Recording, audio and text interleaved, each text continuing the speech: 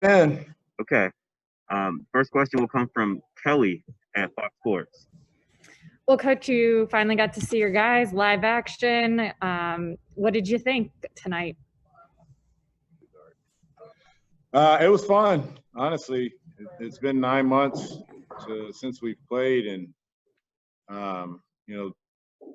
we stuck to the game plan. I made one big error, and D Hunt played 26 minutes. So other than that, we didn't get the win, and everybody played the minutes that we were trying to aim for, and everybody got to play, which was the goal. We have a lot of work to do, obviously. Whoever jinxed me on the turnovers the other day, they came back to life. And we need to get our legs behind us. I think we have created some great shot opportunities today, and we just didn't get the shots that we know we're capable of with the guys that we have. But it was a lot of fun to watch. It's just a lot of fun to see our guys out there. There's a great sense of synergy. We gave up too much in the paint, which we know is going to be a big issue for us all year. But there's a lot of good, there's a lot of bad, there's a lot of stuff that we're going to have on film that we can start working on, and it's just good to get that first one out the way. Next to Sarah Spencer. Lloyd, how good was it to see Clint Capella and the way he can rebound for you guys? Yeah, presence? Tremendous. That's, one of those things that is an area of concern. He's got 5 offensive rebounds tonight, 14 total in 20 minutes. And, that's going to be big for us. That's going to be really big for us. We can teach him, some of our thoughts on what we like to do when we get offensive rebounds, but to create extra possessions and extra opportunities is going to be huge. And to see him do that, he's nowhere near, with his legs. He's been out even longer than the 9 months. So, he asked to go back in after it took him out in the fourth quarter, and I said, hey, we can't get it all back in one day. And but we know what we have, and we all are excited to see that. Once he does get his legs, he'll be able to finish a little bit better. He'll be able to get up the floor a little bit better, and that's just going to open up more shot opportunities for other guys. Thank you. Chris Kirschner. What did you think of the aggressiveness from the young wings tonight, DeAndre, Kevin, and Cam? The good and the bad. Cam is tremendous. He sets the tone for us defensively, but then you see the 6 turnovers of just playing so fast, and that's still the youth in him. It's kind of how he started out last year, but I thought he did some nice things. And Dre obviously might be a career high free throw attempts for him. And that's a mindset. It's one of the things we wanted to focus on was to get into the bonus. I think we did it in pretty much every quarter except the first. But I thought his mindset was tremendous. He was attacking the rim. He was getting to the rim, and that's why he shot the 8 free throws. And then Kevin made 2 big threes. I think if we can get him looking to attack, he had 2 or 3 plays where he was in the paint. One, I thought he could have had an and one or a foul on the layup, but they're all doing some good things. I think it's one of those areas where, we should feel we don't miss a beat when we sub. And Cam coming off the bench tonight, Dre starting us out, Bogey has some clean looks that didn't go down, and Kevin came in and had a couple good looks and a couple good plays. We shouldn't miss a beat if we sub and get our legs going with those 4 guys. Sarah again. What are the biggest things you attribute those turnovers to? Home runs.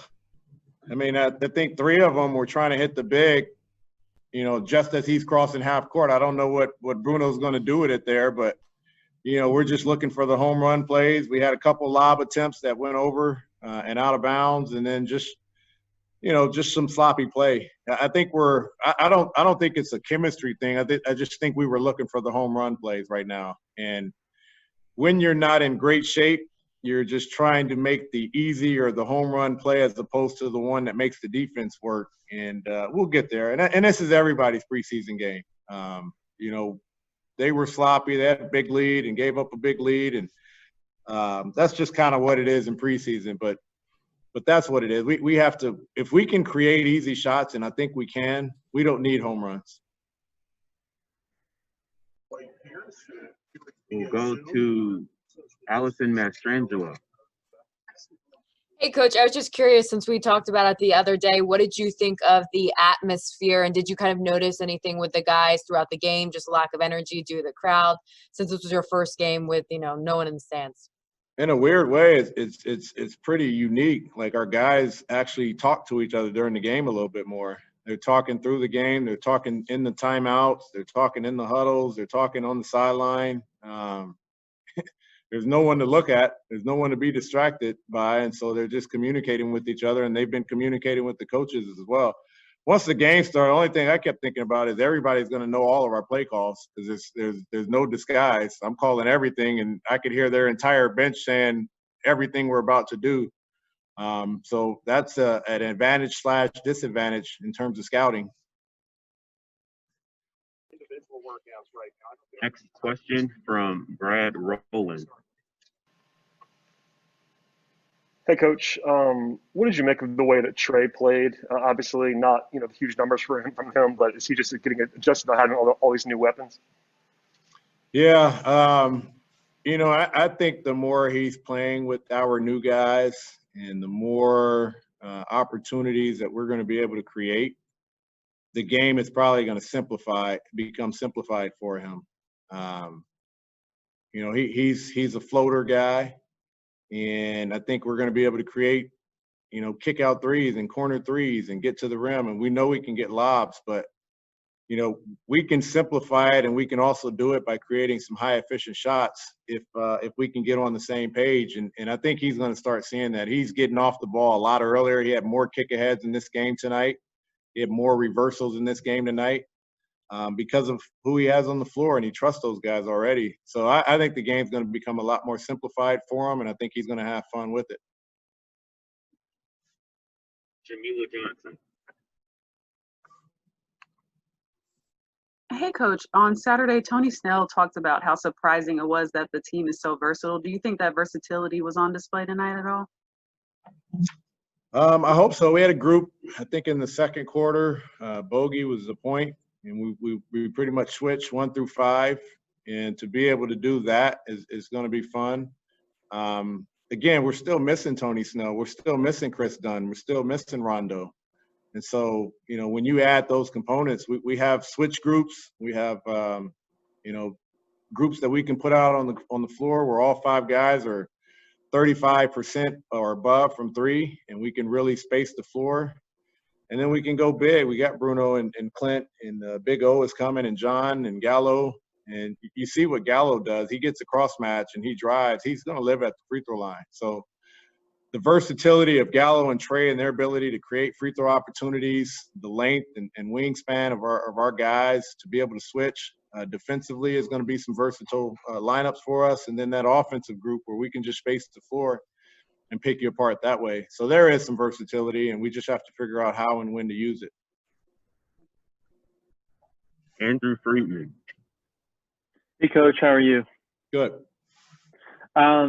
Bogey and Gallo obviously made their first appearance tonight with the team. Gallo is definitely a bit more efficient. What can you say about how they did tonight? I'm just happy we got them. Again, the makes and misses we'll be fine there. We'll be fine making shots. Gallo is going to do what he does. He's going to draw the defense. He's going to be able to get to the free throw line, and if you play off of him, he's going to be a knockdown guy. But he's just a cerebral player. He and Trey had one play where they kind of played a 2-man game, which was pretty good to see. They're already developing that, and that's going to be the issue. You got a 4-man guarding Gallo. He switches on to Trey. Trey can attack 4s, and Gallo can take advantage of smalls.